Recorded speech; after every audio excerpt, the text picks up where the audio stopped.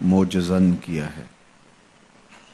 جب دل ہے تو اس کا کسی کی طرف رجحان بھی ہوگا اور اس کی کوئی ترجیح بھی ہوگی، کسی کے لیے رت جگے بھی ہوں گے، تڑپ، پیچ و تاب، اضطراب اور التہاب، یہ دل کے ساتھ وابستہ چیزیں ہیں۔ غالب نے کہا تھا کہ غم اگرچہ جاں گسل ہے، پہ کیا بچیں کہ دل ہے، غم عشق اگر نہ ہوتا غم روزگار ہوتا۔ تو یہ تو ہو نہیں سکتا کہ دل ہو اور دل میں کوئی دل بر نہ ہو، تو دل کسی کی طرف ضرور راغب ہوگا اور کسی کے لیے محبت کے جذبات سینے میں موجود ہوں گے۔ ہمیں شریعت اسلامیہ نے حضور علیہ السلام کا پیار، حضور علیہ السلام کی محبت، حضور علیہ السلام کی الفت اپنے باطن میں اتارنے اور روحوں میں جذب کرنے کی تلقین کی، بلکہ ایمان کی تکمیل ہی نہیں ہوتی اگر حضور کا پیار نصیب نہ ہو۔ حضور علیہ السلام کی محبت ایمان ہے، ایمان کی روح ہے، قرآن کا مغز ہے اور دین کا مقصود ہے، شریعت اسلامیہ کا تقاضا ہے۔ اور اگر یہ جوہر سینے میں موجود نہیں ہے، یہ الفت دل میں نہیں پائی جاتی، تو پھر ایمان کا نور اور ایمان کا چراغاں نصیب نہیں۔ میں آپ سے کبھی بھی یہ مطالبہ نہیں کرتا، نہ کر سکتا ہوں کہ میں یہاں ممبر پہ آ کے بیٹھوں اور آپ سب سے کہوں کہ آپ مجھ سے محبت کرو، آپ مجھ سے پیار کیا کرو۔ اپنی محبت آپ سے کیوں طلب کروں؟ لیکن میرے اور آپ کے آقا و مولا نے اپنے غلاموں سے محبت کرنے کا ارشاد کیا، انہیں ترغیب دی، انہیں تلقین دی، اس لیے کہ یہ حکم شریعت تھا، یہ حضور کی ضرورت نہیں تھی، امت کی ضرورت تھی۔ وہ حضور سے پیار کرتے تو ان کا ایمان مکمل ہوتا، تکمیل ایمان انہیں نصیب ہوتا، اس لیے حضور علیہ السلام خود ان سے مطالبہ کرتے ہیں، لا یؤمن احدکم حتی اکون احب الیہ من والدہ وولدہ والناس اجمعین۔ اتنی دیر تک کوئی شخص کامل الایمان نہیں ہو سکتا جب تک اپنے ماں باپ سے، اپنی اولاد سے، حتیٰ کہ کائنات کی ہر شے سے زیادہ مجھے محبوب نہ مان لے۔ جب تک ہر شے سے زیادہ مجھے محبوب نہ سمجھے، اتنی دیر تک تکمیل ایمان نصیب نہیں ہو سکتی۔ حضرت سیدنا عمر رضی اللہ تعالی عنہ کا حضور نے ہاتھ پکڑا ہوا تھا اور فرمایا، حضرت نبی رحمت صلی اللہ علیہ وسلم نے اپنی محبت کا، تو حضرت عمر نے عرض کی، یا رسول اللہ، آپ کائنات کی ہر شے سے زیادہ مجھے محبوب ہیں، لیکن مجھے اپنی جان سے زیادہ آپ محبوب نہیں ہیں۔ جو کیفیت باطن تھی اس کو بیان کر دیا کہ ہر شے سے زیادہ آپ محبوب ہیں، اور یہ میری کیفیت ہے، ماں باپ سے، رشتہ داروں سے، اقربا سے، اعزاء سے، مال سے، اہل سے، اولاد سے آپ محبوب ہیں، لیکن جو میری باطنی کیفیت ہے وہ یہ ہے کہ آپ مجھے اپنی جان سے زیادہ محبوب نہیں ہیں۔ تو حضور نے فرمایا، عمر تمہارا ایمان مکمل نہیں ہوا۔ تو حضرت عمر رضی اللہ تعالیٰ عنہ عرض گزار ہوئے، حضور آپ مجھے اپنی جان سے بھی زیادہ عزیز ہیں، آپ مجھے اپنی جان سے بھی زیادہ عزیز ہیں۔ تو فرمایا الآن یا عمر، عمر اب تمہارا ایمان مکمل ہو گیا۔ ابھی تو کہہ رہے تھے کہ مجھے جان سے زیادہ عزیز آپ نہیں ہیں، باقی ہر شے سے زیادہ عزیز ہیں، لیکن ایک لمحے میں بولے کہ اب آپ مجھے جان سے بھی زیادہ عزیز ہے، تو اتنی جلدی تبدیلی کیسے آئی؟ تو علماء نے کہا حضور کی گفتگو بھی تربیت کرتی ہے، حضور کی نگاہ بھی تربیت کرتی ہے۔ جب یہ بات کہی تو حضور کی نگاہ نے دل کی دنیا بدل دی، دوبارہ پلٹ کے دیکھا تو حضور جان سے بھی زیادہ محبوب تھے۔ تو کہا عمر اب تمہارا ایمان مکمل ہو گیا ہے۔ سیدنا علی المرتضیٰ رضی اللہ تعالیٰ عنہ فرماتے ہیں کہ حضور ہمیں جان سے، اہل سے، اولاد سے، ہر شے سے زیادہ محبوب، حتیٰ کہ پیاس کے وقت ٹھنڈے پانیوں سے بھی زیادہ محبوب تھے۔ سخت گرمی ہو، سفر کی تھکان سے بدن ٹوٹ رہا ہو، زبان کانٹا ہوئی ہو، حلق خشک ہوا ہو، اور اگر پانی میسر نہیں آتا تو زندگی کی نبض ڈوب جائے گی، اچانک ٹھنڈے اور میٹھے پانی کا چشمہ دکھائی دیا تو انسان بے ساختہ ادھر لپکنا چاہے گا۔ سیدنا علی المرتضیٰ گویا بیان کر رہے ہیں کہ اس حالت میں ایک طرف چشمہ نظر آئے، ایک طرف چہرہ رسول نظر آئے، تو ہم کام و دہن کی پیاس نہیں بجھائیں گے، ہم آنکھوں کی پیاس بجھائیں گے، ہم حضور کو دیکھیں گے۔ تو ہمیں حضور ٹھنڈے پانیوں سے بھی زیادہ محبوب تھے۔ حضور کے ساتھ ان کی یہ محبت دیدنی تھی، اور آپ اصحاب رسول کی زندگیاں دیکھ لی، حضور کے ساتھ ان کے پیار کا عالم دیکھیے۔ غزوہ احد کے موقع پر جب یہ خبر پھیل جاتی ہے کہ حضور علیہ السلام کا انتقال ہو گیا، حضور شہید کر دیے گئے، تو مدینہ المنورہ میں ایک کوہرام مچ گیا، حتیٰ کہ عورتیں بے چین ہو گئیں، مضطرب ہو گئیں۔ تو ایک انصاری خاتون میدان احد کی طرف بھاگی، اس کا بھائی بھی جنگ میں شریک تھا، اس کا شوہر بھی شریک تھا، اس کا بیٹا بھی شریک تھا جنگ میں، اور اس کا والد بھی شریک تھا۔ یہ چاروں رشتے ہوتے ہیں، تو یہ چاروں کے چاروں شریک تھے اس جنگ میں۔ تو جب یہ خبر پھیلی کہ حضور شہید کر دیے گئے ہیں، تو اس حالت کے اندر وہ عجیب اضطراب کے عالم میں دوڑتی ہوئی احد کے مقام پہ پہنچتی ہے، تو راستے کے اندر اس کے بھائی کی لاش پڑی تھی، اس کے باپ کی لاش پڑی تھی، اس کے شوہر کی لاش پڑی تھی، اس کے بیٹے کی لاش پڑی تھی۔ راوی کہتا ہے مجھے یہ علم نہیں ہے کہ پہلے لاش کس کی تھی، لیکن لاشیں چاروں اس کے راستے میں پڑی تھی، اور وہ چاروں لاشوں کے قریب سے گزر گئی اور وہ پہچان بھی نہیں پائی۔ تو پوچھتی ہے یہ کس کی لاشیں ہیں؟ تو کہا کہ یہ تیرے بھائی کی لاش ہے، یہ تیرے باپ کی میت ہے، یہ تیرے شوہر کا لاشا پڑا ہے، یہ زخموں سے چور زندگی کی بازی ہار کے شہادت کا دولہا بن کے تیرا بیٹا لیٹا ہوا ہے۔ تو وہ کہنے لگی کہ مجھے یہ بتاؤ میرے حضور کیسے ہیں، مجھے یہ بتاؤ میرے حضور کیسے ہیں۔ تو لوگوں نے کہا کہ حضور خیریت سے ہیں۔ تو کہا مجھے چین نہیں آئے گا جب تک حضور علیہ الصلوۃ والسلام کو دیکھ نہیں لیتی۔ پھر اس خاتون کو جس کے 4 عزیز رشتے بچھڑ گئے تھے، اور بھائی نے، بیٹے نے، اور شوہر اور باپ نے شہادت کا جام نوش کیا تھا، پورا گھر کا گھر آج احد کے میدان میں بچھا ہوا ہے، تو کہا مجھے حضور تک لے جاؤ۔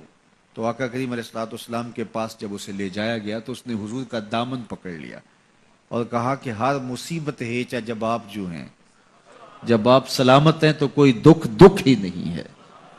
تو ان کی یہ محبت اور ان کا یہ پیار دیکھنے کو نصیب ہوتا ہے، ورنہ ایسے مواقع پہ جب اتنے عزیز رشتے بچھڑ جائیں تو پھر اپنے جذبات پہ کون قابو رکھ پاتا ہے اور کون کسی کو یاد رکھتا ہے۔ لیکن ان کی محبت بڑھی ہوئی تھی ہر رشتے سے آگے، اور ہر عزیز، ہر رشتہ دار، کائنات کی ہر شے سے زیادہ وہ حضور علیہ السلام سے پیار کرتے تھے۔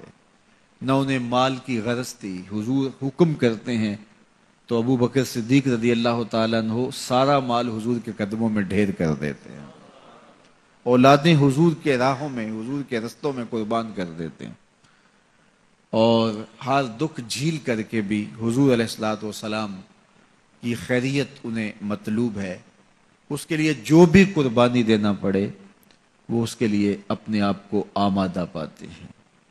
تو یہ میرے حضور علیہ السلام کا پیار تھا، یہ حضور کی محبت تھی جو جیتے جاگتے انسانوں کے سینوں کے اندر موجود تھی۔ لیکن جیتے جاگتے انسان تو کسی سے پیار کرتے ہی کرتے ہیں، لیکن کائنات نے یہ منظر نہیں دیکھا ہوگا کہ جانور بھی کسی سے پیار کریں۔ حضور علیہ الصلوۃ والسلام کے گھر میں ایک پرندہ تھا، امام احمد بن حنبل نے اپنی مسند میں لکھا ہے کہ حضور جب گھر پہ ہوتے تو ایک کونے میں بیٹھ کے حضور کو تکتا رہتا، اور جب حضور گھر سے باہر تشریف لے جاتے تو مضطرب ہو جاتا، کبھی چھت پہ، کبھی دیوار پہ، کبھی کسی گوشے میں، کبھی کسی گوشے میں۔ جب حضور دوبارہ گھر تشریف لاتے تو سکون سے ایک کونے میں بیٹھ کے حضور کو دیکھتا رہتا، اس کے دکھی دل کو قرار آ جاتا۔ اللہ اکبر۔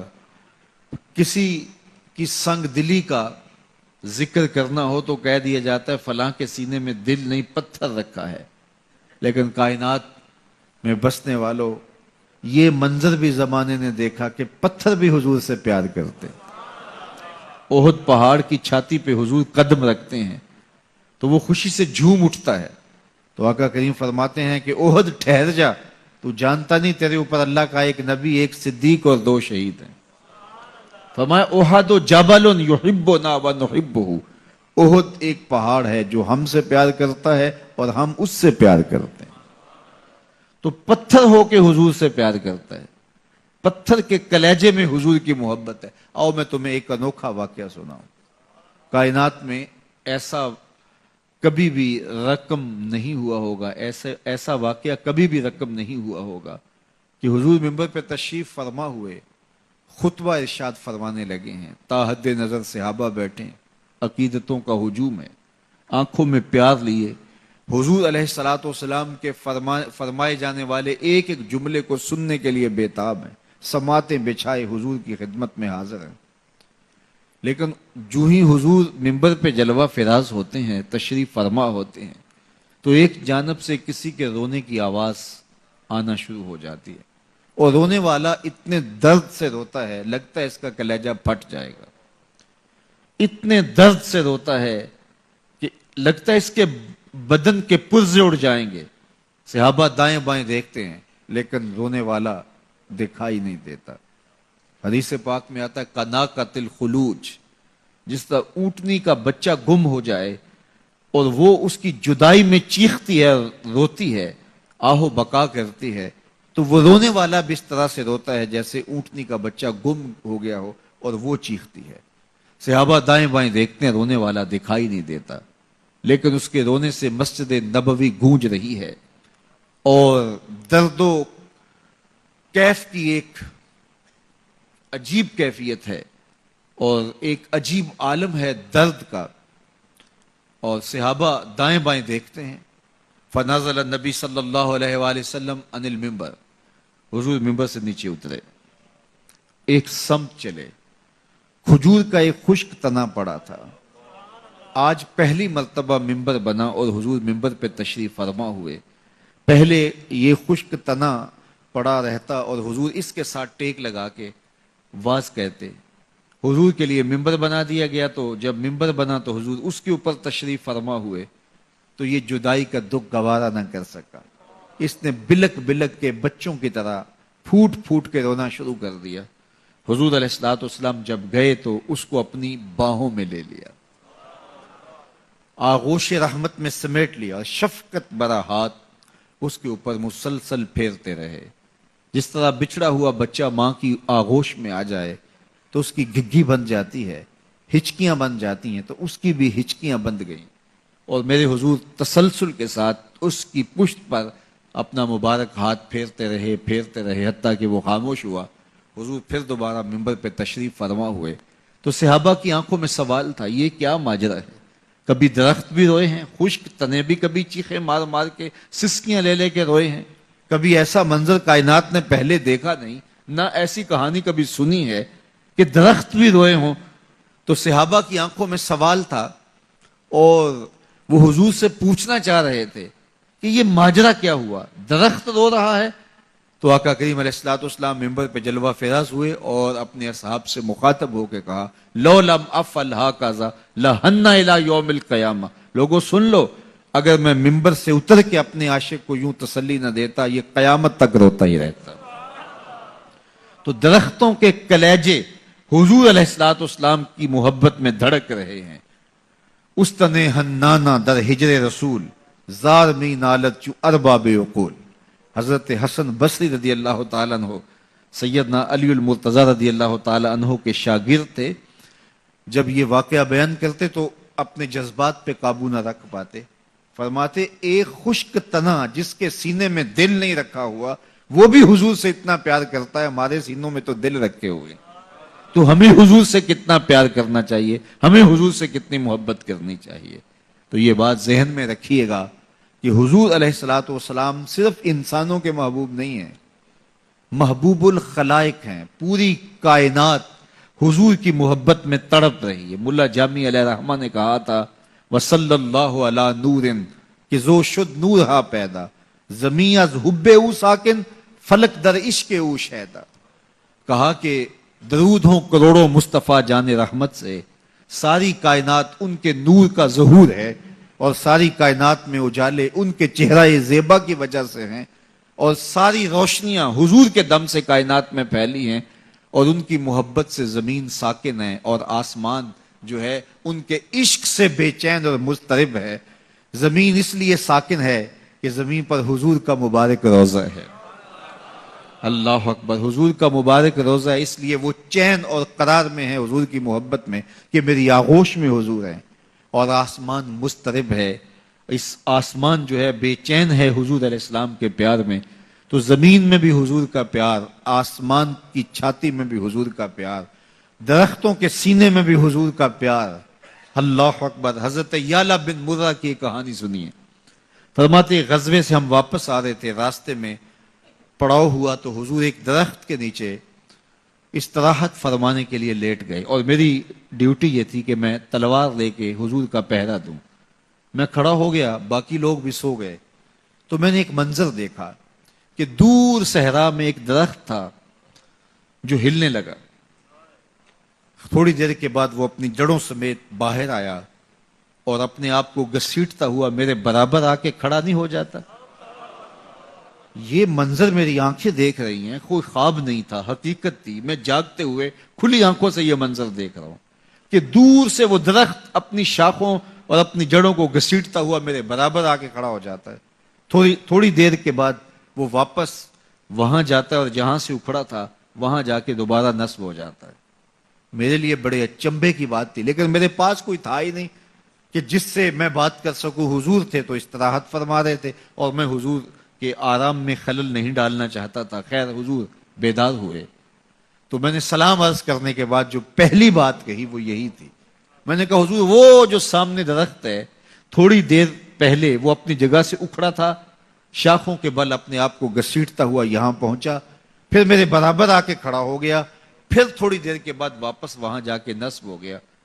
یہ جب کہانی سنائی تو میرے حضور نے تعجب نہیں کیا، اچھا کیسے ہوا، کیسے آیا، سناؤ، کتنا وقت لگا، کتنی دیر ہوئی، کوئی سوال نہیں کیا، بلکہ فرمایا ہٰذِہِ شجرۃ استأذنت ربھا، فرمایا یعلا بن مرہ یہ درخت ہے، اس نے رب سے اجازت چاہی تھی کہ مالک تیرا محبوب نیڑے آیا ہے، سلام نہ کر رہا ہوں، فآذن لہا، اللہ نے اس کو اذن دے دیا تھا، یہ مجھے سلام کرنے کے لیے آیا تھا۔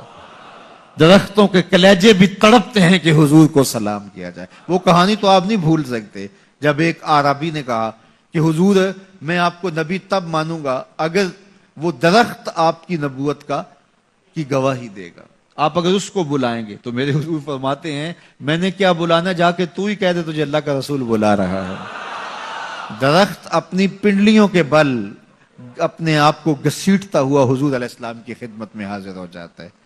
درخت مان رہے ہیں، چاند کا کلیجہ شک ہو رہا ہے، پتھر کلمے بول رہے ہیں، کائنات کا ایک ایک ذرہ حضور کے عشق میں، اس کائنات کے ایک ایک ذرے کا دل دھڑک رہا ہے۔ وہ کیا کسی نے کہا تھا، زمین جل رہی ہے، آسمان جل رہا ہے، محبت میں سارا جہاں جل رہا ہے۔ پوری کائنات حضور کی محبت میں، حضور کی آتش محبت میں جل رہی ہے اور حضور کے وصل کے لیے تڑپ رہی ہے۔ درخت ہوں، پتھر ہوں، اشجار ہوں، وہ اونٹنی جس پہ حضور سوار ہوتے تھے، غدبہ نامی اونٹنی، آپ تعریف پڑھیں حضور کے وصال کے بعد وہ چارہ نہیں کھاتی تھی، چارہ چھوڑ دیا تھا، رو رو کے اس کی آنکھیں نابینا ہو گئی تھی، اس کی آنکھیں بے نور ہو گئی تھی، نابینا ہو گئی وہ اونٹنی، اور صحابہ نے اس کی آنکھوں پہ پٹی باندھ دی تھی، اس نے رو رو کے جان دے دی۔ جب حضور چلے گئے ہیں تو ہم نے جی کے کیا لینا ہے۔ بلال حبشی کی کہانی زمانہ نہیں بھول سکتا، حضور کے وصال کے بعد شہر مدینہ چھوڑ گئے، کہیں گلیوں میں حضور دکھائی دیتے تھے، مسجد میں آتا تھا، منبر پہ حضور بیٹھے ہوتے تھے، اور آج وہ مناظر نہیں ہے۔ اذان دیتا ہوں تو سامنے حضور نہیں ہوتے ہیں۔ شام کے علاقہ داریہ میں جا کے سکونت اختیار کر لی، ایک مدت بیت گئی۔ ابن عساکر نے اپنی تاریخ میں یہ واقعہ تفصیل سے لکھا ہے، باقی لوگوں نے بھی، کہ ایک دن حضور علیہ السلام خواب میں ملے، کہا ما حاضل جفت یا بلال، بلال یہ کیا بے وفائی ہوئی، یار ہو کے ملنے بھی نہیں آتے۔ پھر دن رات کا سفر کاٹ کے مدینہ المنورہ پہنچتے ہیں، اللہ اکبر، مسجد نبوی میں آئے، وَمَرَغَ وَجْهَهُ عَلَى قبر رسول اللہ صلی اللہ علیہ وسلم، اپنے رخساروں کو حضور کی قبر انور کی مٹی پہ رگڑنے لگے اور چشمان سے آنسو برستے ہیں۔ حضور نے بلایا تھا، آج عاشق خود چل کے آیا ہے، حضور کے بلاوے پہ آیا ہے۔ اللہ اکبر، لوگ اکٹھے ہو گئے، بلال حبشی آئے ہیں، لوگ جمع ہو گئے۔ لوگوں نے کہا بلال، حضور کے دور میں جو اذان پڑھتے تھے آج ذرا وہ اذان تو سناؤ۔ مدینے کی ہوائیں منتظر ہیں، فضائیں پیاسی ہیں اس اذان کو سننے کے لیے، ہمارے کان ترس رہے ہیں اس اذان کو سننے کے لیے جو حضور کے دور میں دیتے تھے۔ کہا کہ جب میں اذان دیتا تھا رخ محبوب سامنے ہوتا تھا، لیکن آج حضور تہے مزار ہیں تو میرے میں ہمت نہیں ہے۔ اتنے میں حسنین کریمین آ گئے حجرے سے نکل کر، اور انہوں نے کہا کہ چچا بلال، جو حضور علیہ السلام کے زمانے میں اذان کہا کرتے تھے، ذرا اذان تو کہو۔ انہوں نے دونوں کے سر اپنی بغلوں میں لیے، اپنی باہوں میں لیے، روئے، لیکن انہوں نے کہا چچا اذان سنائیں، تو ان سے انکار نہ کر سکے تو کھڑے ہو گئے۔ اللہ اکبر، اللہ اکبر، آواز گونجنے لگی۔ ذرا ٹھہر جا مؤذن، میرا دل لرز رہا ہے، ذرا ٹھہر جا مؤذن، میرا دل لرز رہا ہے، کہیں کعبہ گر نہ جائے تیری شوق مست اذان سے۔ جو آواز بلند ہوتی چلی جا رہی تھی، سینوں میں دل کانپ رہے تھے، حتیٰ کہ پردہ نشین عورتیں بھی گھروں سے نکل کے آ گئیں، مسجد نبوی کھچا کھچ بھر گئی، آواز بلند ہو رہی تھی۔ وہ پرانا دور یاد آ گیا، کہتے ہیں حضور کے وصال کے بعد لوگ اتنا کبھی نہیں روئے تھے جتنا آج رو رہے ہیں۔ کسی نے کہا بلال آگے ہیں، حضور کب آئیں گے؟ وہ عجیب منظر ہے۔ اقبال بولا ازاں ازل سے تیرے عشق کا ترانہ بنی، ازاں ازل سے تیرے عشق کا ترانہ بنی، نماز تو اس کی دید کا ایک بہانہ بنی، ادائے دید سراپا نیاز تھی تیری، کسی کو دیکھتے رہنا نماز تھی تیری۔ اللہ اکبر۔ حضرت کعب بن مالک کہتے ہیں اصلی قریبا منہ فاسارقہ النظر، جب میں نماز پڑھتا تھا تو حضور کے نیڑے ہو کے پڑھتا تھا، قریب ہو کے پڑھتا تھا۔ کیوں؟ فاسارقہ النظر، اس لیے کہ نماز بھی پڑھتا رہتا تھا، رخ محبوب کی دید بھی کرتا رہتا تھا، چوری چوری حضور کے چہرے کو بھی تک لیتا تھا۔ تو کہا کہ کسی کو دیکھتے رہنا نماز تھی تیری۔ تو بلال حبشی کی اذان اور وہ صدائے دل نواز، لیکن جب شہادتین پہ پہنچے غش کھا کے گر پڑے۔ پہلے جب یہ کلمات بولتے تھے سامنے حضور کا چہرہ ہوتا تھا، آج قبر انور ہے، حضور کا چہرہ انہیں دکھائی نہیں دے رہا، تو وہ اپنے جذبات پہ قابو نہ رکھ پائے۔ یہ پیار تھا ان کے سینوں کا۔ حضرت حسان بن ثابت حضور کے وصال کے بعد کہتے ہیں کاش کالا سام مجھے لڑ جائے اور میری زندگی کا خاتمہ ہو جائے، چونکہ حضور کے وصال کے بعد زندگی کتنی مشکل ہو گئی ہے۔ اور حضرت سیدہ بول رہی ہیں سبت علیہ مصائب لو انہا سبت علی الایام سرنا لیالیا، میرے اوپر وہ مصیبتوں کے پہاڑ ٹوٹ گئے ہیں کہ اگر وہ دنوں پہ پڑتے تو کالی راتیں بن جاتے۔ تو حضور کی جدائی کس کو گوارا تھی؟ چونکہ محبت کی فراوانی اتنی تھی، پیار ہی اتنا تھا۔ حافظ شیرازی اپنے محبوب سے مخاطبہ کر کے کہتا ہے زمانے میں ایسا محب کوئی نہیں ہوگا جیسے ہم ہیں۔ اپنے محبوب کو کہتا ہے جیسا محب میں ہوں تیرا، زمانے میں ایسا کسی کا کوئی محب نہیں ہوگا۔ اور پھر کہتا ہے اس لیے کہ تیرے جیسا کوئی سونا بھی تو نہیں ہوگا، تیرے جیسا کوئی محبوب بھی تو نہیں ہوگا۔ تو کائنات میں جتنا پیار صحابہ نے میرے حضور سے کیا ہے، آپ کو یہ منظر کہیں اور نہیں ملے گا، اور یہ اس لیے کہ حضور جیسا سونا اور لجپال بھی تو زمانے میں کوئی نہیں ہے۔ آپ نے محبت کی لوگ داستانیں سنی ہوں گی، محبوں نے محبوبوں کے لیے کیا کچھ کیا، نہریں کھودی، تکلیفیں سہی، اذیتوں سے گزرے، سولیوں پہ چڑھ گئے، لیکن آپ نے آج تک ایسا منظر نہیں دیکھا ہوگا کہ محبوب نے لب پھینکا ہو اور محب نے اپنے ہاتھوں پہ لے کے چہرے پہ مل لیا ہو۔ محبوب کے وضو کو پانی پہ زمین پہ نہیں، وضو کے پانی کو زمین پہ نہیں گرنے دیتے۔ عروہ بن مسعود صلح حدیبیہ کے موقع پر واپس جب گیا تو اس نے قریش مکہ کو جا کے کہا میں تمہاری جانب سے سفیر بن کے بڑے بڑے بادشاہوں کے درباروں میں گیا ہوں، واللہ اصحاب محمد کو جو میں نے محمد صلی اللہ علیہ وسلم کی تعظیم کرتے ہوئے دیکھا ہے، واللہ آج تک کسی بادشاہ کی بھی وہ تعظیم ہوتے ہوئے نہیں دیکھی۔ جو ان کا لعاب زمین پہ نہیں گرنے دیتے، ان کے وضو کا پانی نہیں زمین پہ گرنے دیتے، وہ ان کا خون کیسے گرنے دیں گے؟ تو جنگ کا ارادہ ترک کر دو۔ تاریخ بتاتی ہے صلح حدیبیہ کے بعد سیدھا فتح مکہ ہوا ہے، قریش کے ساتھ پھر کوئی جنگ نہیں ہوئی، اس لیے کہ ان کے دلوں پر ایک رعب بیٹھ گیا تھا۔ جب امت نبی کی تعظیم اور تکریم بجا لاتی ہے تو بتائیے کہ پھر اس امت کو تسخیر کیا جا سکتا ہے؟ وہ ناقابل تسخیر۔ جب امت اپنے نبی کی تعظیم نہ کر سکے تو پھر اس کو جس طرح چاہو جو ہے وہ مسخر کر لو، وہ ایک بوسہ ہوتا ہے، اس کے علاوہ کچھ نہیں ہوتا۔ اس لیے اگر آپ مجھے پوچھیں کہ دین ہے کیا، تو ایک تو ہے کہ اس عنوان سے ایک الگ گفتگو کی جائے کہ دین کیا ہے، لیکن دو لفظوں میں اگر آپ مجھ سے پوچھنا چاہیں اور میں آپ کو بتانا چاہوں تو مجھے اقبال علیہ رحمہ کا لہجہ ادھار لینا پڑے گا۔ انہوں نے کہا دین سراپا سوختن اندر طلب، انتہائش عشق آغازش ادب۔ طلب محبوب میں تڑپنے کا نام دین ہے، جو ادب سے شروع ہوتا ہے عشق پہ ختم ہو جاتا ہے۔ دین ادب سے شروع ہوتا ہے اور عشق پہ ختم ہو جاتا ہے۔ تو صحابہ نے جس طرح حضور کا ادب کر کے دکھایا، عقیدتوں کے جو رنگ زمانے نے دیکھے، کائنات میں کہیں یہ صورتحال آپ کو دکھائی نہیں دے گی، تو کہا کائنات میں ہمارے جیسا عاشق اس لیے نہیں ہے کہ آپ جیسا سونا بھی تو زمانے میں کوئی نہیں۔ چونکہ عشق کی جو گرمی اور حرارت ہے وہ حسن کی فراوانی سے ہوتی ہے، جتنا حسن فراواں ہوگا اتنی تپش عشق میں ہوگی۔ تو کائنات میں محمد عربی جیسا سونا نہیں ہے تو ابو بکر جیسا عاشق کہاں سے ملے گا؟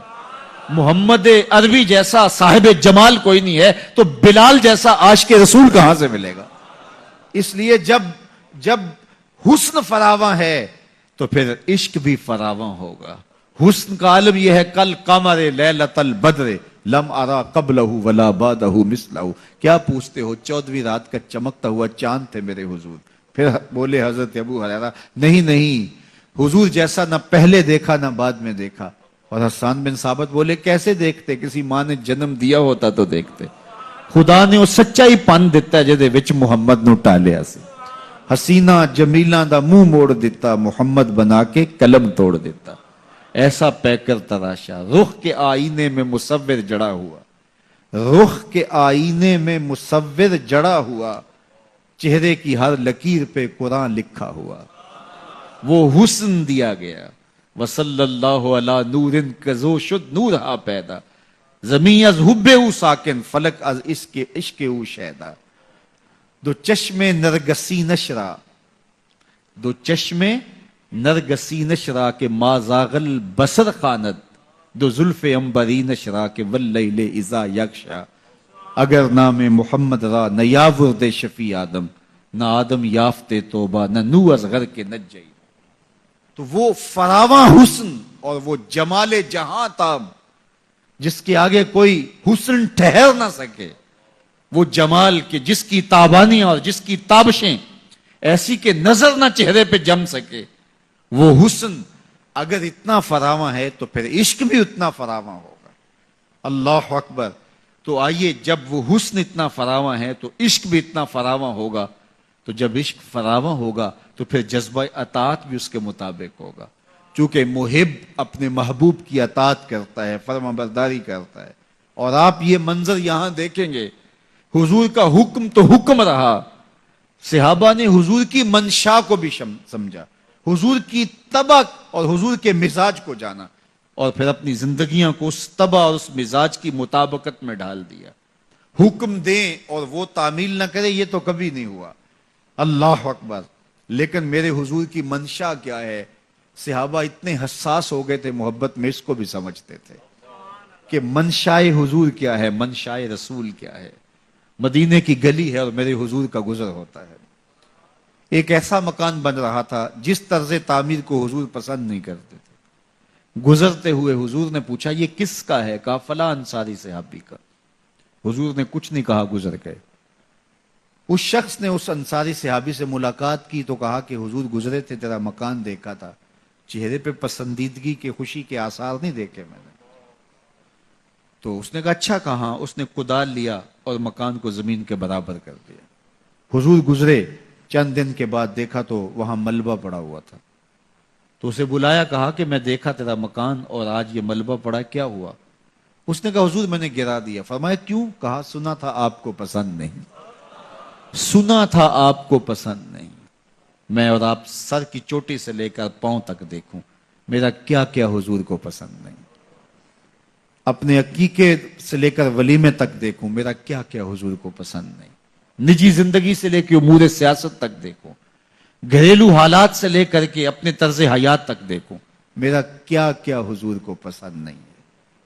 صحابہ نے تو اپنی تبائے کو بھی حضور کی مبارک تبا کے سانچے میں ڈال دیا. کسی نے حضرت انس کو دیکھا کہ وہ کدو سے شوربے کے ٹکڑے، شوربے سے کدو کے ٹکڑے نکال کے کھا رہے ہیں. تو کہا کہ حضرت یہ کیا کر رہے ہیں؟ کہا ایک دن حضور کو کرتے ہوئے دیکھا تھا. اپنی طبیعتوں کو سانچے میں ڈال دیا. مدینہ المنورہ کا ماحول ہے، حضور کی مجلس لگی ہے. ایک صاحب آئے تو انہوں نے حضور سے سلام کیا، لیکن میرے حضور نے جواب نہ دیا. تو ان کے ہاتھ میں سونے کی انگوٹھی تھی.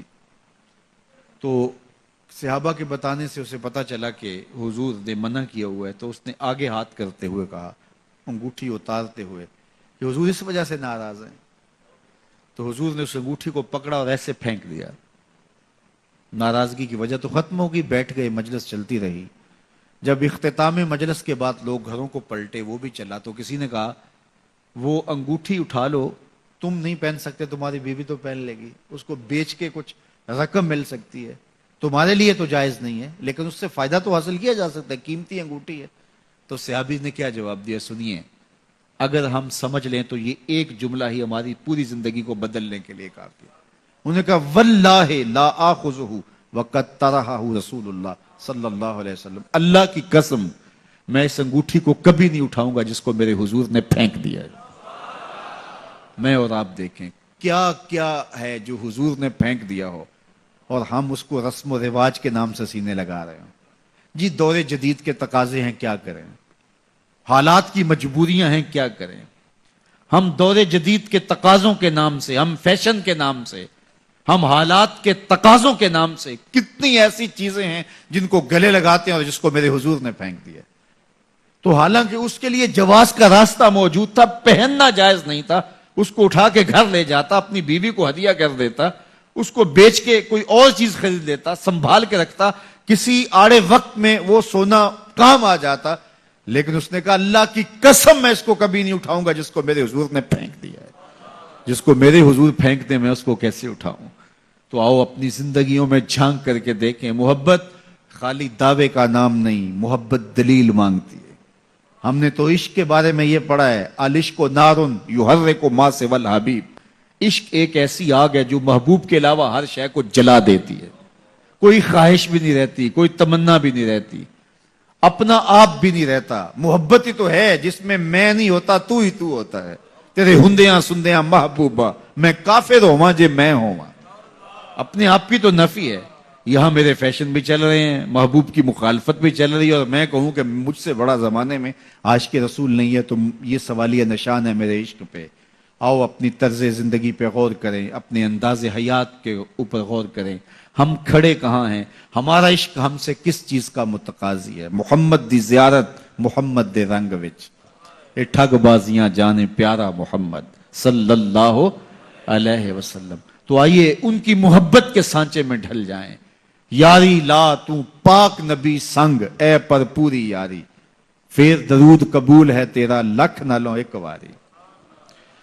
پھر ایک مرتبہ بھی تیرا درود پڑھنا حضور کی بارگاہ میں ایسے پہنچے گا کہ تجھے اس کا جواب بھی محسوس ہوگا۔ لیکن اگر تیرا دل صنم آشنا ہوا تو پھر تجھے کیا ملے گا نماز میں؟ تو تیرا عشق، تیری محبت، تیری الفت، تیرا پیار تجھ سے عمل مانگتا ہے، محبوب کے ساتھ وفا مانگتا ہے۔ جس سے محبت کی جائے اس کی اطاعت کی جاتی ہے، اس کی فرما برداری کی جاتی ہے، اس کا کہا مانا جاتا ہے۔ تو میں اور آپ اگر حضور سے محبت کرتے ہیں، یقیناً کرتے ہیں، اس میں کوئی شک نہیں ہے، لیکن محبت اپنی تکمیل تک تب پہنچے گی، اپنی منزل تک تب پہنچے گی جب محبت کا حقیقی ثمرہ بھی ہمیں حاصل ہوگا، اور وہ کیا ہے کہ ہم اطاعت محبوب میں اپنی زندگی گزاریں گے۔ میرے استاد فرمایا کرتے تھے، 100 بار بھی کہوں تو اس کی چاشنی نہیں جاتی، کہ یہ نہ ہو کہ لوگ تمہیں پوچھے تم کون ہوتے ہو، اور تمہیں بتانا پڑے کہ جناب ہم مسلمان ہوتے ہیں، ہم عاشق رسول ہوتے ہیں۔ فرمایا تمہیں بتانا نہ پڑے، کسی کو پوچھنا نہ پڑے، تمہاری وضاحت، تمہارا طرز زندگی، تمہارا انداز حیات، تمہارا طرز معاشرت اتنا خوبصورت ہو کہ تم دور سے آ رہے ہو، لوگ پہچان کے کہیں وہ دیکھو مصطفیٰ کا غلام آ رہا ہے۔ نور آنکھوں میں تو چہروں پہ اجالے ہوں گے، مصطفیٰ والوں کے انداز نرالے، دنیا میں بھی ان کے دم سے مقدر چمکا، محشر میں بھی ان کی رحمت کے حوالے ہوں گے۔ میں تو کبھی کہتا ہوں کہ یار آج مجھے لوگ مصطفیٰ کہہ کے پکارتے ہیں، اور آپ میں سے بھی بہت سارے جو اس نسبت سے اپنے آپ کو منسوب کیے ہوئے ہیں، بلکہ ہم سب مصطفیٰ ہیں، تو ہمیں مصطفیٰ کہہ کے جب پکارا جاتا ہے تو میں کہتا ہوں اے کاش کہ حشر کے دن بھی ہمیں مصطفیٰ کہہ کے پکار لیا گیا تو سارے مشکل، سارے مصائب اور ساری تکلیفیں حل ہو جائیں گی۔ لیکن اس کے لیے مجھے اپنے آپ کو بدلنا تو پڑے گا، اس انداز سے حقیقی معنی میں مصطفیٰ بننا پڑے گا کہ میرے طرز زندگی، میرے اطوار حیات بتائیں کہ میں واقعی مصطفیٰ ہوں۔ تو پھر حشر کے دن صرف اس نام سے آواز پڑ گئی کہ فلاں مصطفیٰ آ جائے، تو مصطفیٰ نام سے، اس نسبت سے پکارا جانا ہی ہماری نجات کی ضمانت بن جائے گا، اس لیے کہ ہم منسوب ہیں حضور کے نام سے۔ تمہارے ساتھ بس یہی نسبت ہی کیا کم ہے، تمہارے ساتھ بس یہی نسبت ہی کیا کم ہے، سبھی کہتے ہیں مجھ کو مصطفیٰ یا رسول اللہ۔ تو اس نام سے اگر پکارا گیا تو یہ میری اور آپ کی نجات کے لیے کافی ہوگا، لیکن یہ تبھی ہوگا اگر ہمارا طرز زندگی بتائے کہ ہم حضور کے غلام ہیں، ہم حضور کے نوکر ہیں۔ جس سے آپ پیار کرتے ہیں، جس سے آپ محبت کرتے ہیں، اس کی فکر کو بھی اختیار کرتے ہیں، اور اس کے نظم سے آپ جڑ جاتے ہیں۔ حضور علیہ الصلوۃ والسلام سے پیار کرنے اور حضور علیہ السلام سے محبت کرنے کا یہ تقاضا ہے کہ ہم حضور کے دین کے لیے اپنی خدمات کو پیش کریں۔ اس وقت حضور کا دین ہم سے متقاضی ہے کہ ہم اپنا آپ حضور کے لیے پیش کریں، اپنا وقت پیش کریں، اپنی صلاحیتیں پیش کریں، ضرورت پڑے تو اپنی جان پیش کریں، اپنا مال پیش کریں، اپنا خون پیش کریں، اپنی اولاد پیش کریں۔ تو اپنی ساری زندگی حضور کے نام لگا دو۔ یہ مختصر زندگی ہے، یہ ٹوٹ کے بکھر جانے والا خواب ہے زندگی، یہ بہت لمبی کہانی نہیں ہے۔ 60-70 سال کی زندگی چٹکی بھر میں یوں گزر جائے گی۔ میں اور آپ اگر اپنی ماضی گزری ہوئی زندگی کو دیکھیں تو 30 سال، 35 سال، 40 سال، 50 سال ایسے نہیں گزر گئی۔ تو جب 40-50 سال ایسے ہی گزر گئے ہیں تو جو بقیہ زندگی کے ماہ و سال ہیں تو ان کو گزرتے ہوئے کتنا وقت لگے گا؟ تو اپنی ساری زندگی حضور کے نام لگا دو، اور اس انداز سے زندگی بسر کرو کہ تم دور سے پہچانے جاؤ کہ تم حضور کے غلام ہو۔ ادارۃ المصطفیٰ سے جڑے ہوئے لوگوں کو خاص طور پہ میں تلقین کرتا ہوں کہ وہ اپنی زندگیوں کو بالکل حضور کے ساتھ وابستہ کر دیں۔ ان کی پہچان اور معرفت حضور کا نام ہے تو پھر حضور کے نام کی لاج رکھنی چاہیے، اور ہمارا طرز زندگی اور ہمارا انداز معاشرت اور ہمارا اٹھنا بیٹھنا حضور کے بتائے ہوئے طریقوں کے مطابق ہو۔ ادارۃ المصطفیٰ میں دور و نزدیک سے اس مرکز میں جمعۃ المبارک کے لیے آنے والوں، زندگی مختصر ہے اور اس کو حضور کے نام لگا دو، اپنے آپ کو کھینچ کے حضور کے قدموں تک لے جاؤ۔ اقبال نے تو کہا بمصطفیٰ برساں خیشرا کے دی ہماؤست، اگر باؤ نہ رسیدی تمام بو لہبیز، کہ اپنے آپ کو کھینچ کے حضور کے قدموں تک لے جا، سارا دین نام ہی اسی کا ہے۔ اپنے آپ کو کھینچ کے ان کے قدموں تک، جو ان کے قدموں تک پہنچ گیا زندگی کا معراج اسے نصیب ہو گیا۔ جو آپ کے قدموں تک جس کو رسائی ہو گئی، اس کو سمجھ لو کہ اس کو سرخروئی مل گئی، اس کو کامیابی مل گئی۔ تو اپنے آپ کو حضور کے قدموں تک لے جاؤ، ادارۃ المصطفیٰ کے ساتھ تگ و تاز میں مصروف ہو جاؤ، دروس قرآن کا جو سلسلہ ہے اس کے ساتھ جڑ جاؤ، یہاں جو تعلم اور تبلیغ اور تعلیم کے سلسلے ہیں ان کے ساتھ وابستہ ہو جاؤ، اپنی اولادوں کو ان راستوں پہ خود لے کے آؤ، انگلی پکڑ کے ان کو نیکی کے راستے پہ اپنے ساتھ لے کے آؤ، تاکہ وہ یہ خوبصورت راہیں دیکھیں اور ان کی زندگی بھی خوبصورت ہو۔ ادارۃ المصطفیٰ کے لیے اپنی مالی خدمات پیش کرو، تاکہ جو ہم کام کاج کرنا چاہ رہے ہیں، وسائل نہ ہونے کی وجہ سے جو کام جو ہے وہ 1 سال میں ہونے چاہیے تھے وہ 5 سال میں ہوتے ہیں، تو اس میں جو ہے وہ کتنا نقصان ہوتا ہے۔ تو اتنے وافر وسائل مہیا کر دو کام کرنے والوں کو، ادارۃ المصطفیٰ سے ہٹ کے بھی جہاں جو کام کرنے والا ہے اس کو ضرور وسائل فراہم کرو، تاکہ اس کو کام کرنے میں کوئی دقت نہ ہو، چونکہ قرب قیامت کا زمانہ ہے، اور قرب قیامت میں دین کا کام درہم و دینار سے ہو سکے گا، چونکہ وہ زمانہ گزر گیا جب لوگ درخت کے نیچے بیٹھتے تھے اور وہیں لوگ سبق لینے آ جاتے تھے اور پڑھ کے چلے جاتے تھے۔ اب سب کچھ فراہم کرنا ہوگا، ماحول دینا ہوگا، عالی شان عمارتیں فراہم کرنا ہوں گی، تاکہ طلباء کا رجحان ہو اور ان کے لیے زیادہ سے زیادہ سہولیات فراہم کی جائیں۔ جب ہماری زندگی کے دیگر امور میں اور دیگر عصری علوم کے اندر ان کو عالی شان درس گاہیں میسر ہیں، تو یہ بھی خوبصورت درس گاہیں ان کو میسر ہونی چاہیے، تاکہ ان کا دل لگے اور کسی طرح بھی وہ احساس کمتری میں مبتلا نہ ہو۔ اللہ تعالی